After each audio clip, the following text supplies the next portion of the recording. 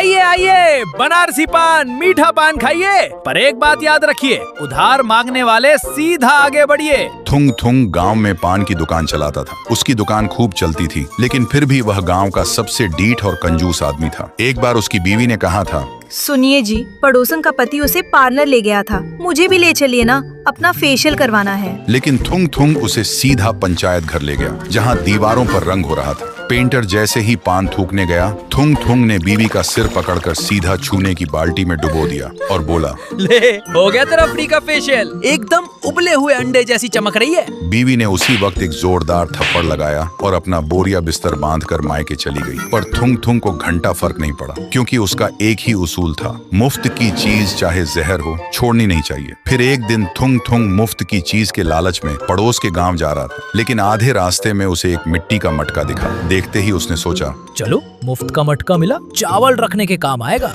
लेकिन जैसे ही उसने मटके को छूना चाहा, अचानक मटका खड़ा हो गया और उस पर हाथ पैर, मुंह और आंखें बन गईं और एक खोखली आवाज में बोला, मैं मटका भूत हूँ, तूने मुझे छूने की कैसे सोची? अब मैं तेरा सारा खून पी जाऊंगा। लेकिन थुंग थुंग डरने की बजाय उसे अपने कंधे पर बिठाया और चलते हुए बोला, अरे पी लेना भाई, पर पहले घर तो चल, बाहर बहुत धूप है।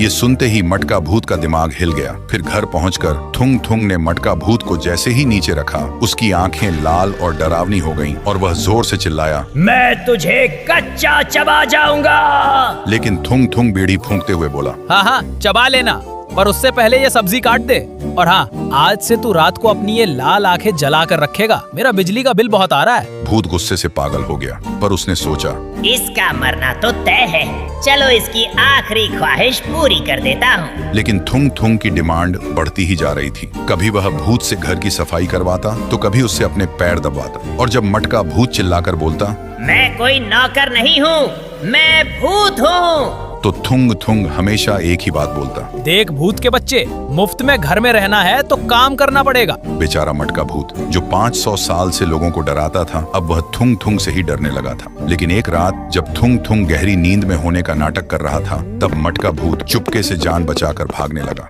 पर थुंग थुंग ने उठकर जब खिड़की से उसे भागते हुए देखा, तो उसकी खुशी का ठिकाना नहीं था, क्योंकि असल में अंदर ही अंदर थुंग थुंग की फटी हुई थी। उसे उसी दिन समझ आ गया था कि उसकी यह कंजूसी और मुफ्त की आदत आखिरकार उसे मौत के मुंह में ले आई है। इसलिए डरने की बजाय उसने भूत के सामने न डरने का नाटक किया, ताकि भूत परेशान होकर खुद ही भाग जाए। और उस दिन के बाद से थुंग थुंग बिल्कुल सुधर चुका था। वह अपनी बीवी को वापस घर ले आया और अब उसका एक ही उसूल था, मुफ्त की चीज चाहे सोना ही क्यों ना हो, उसे हाथ नहीं लगाना चाहिए।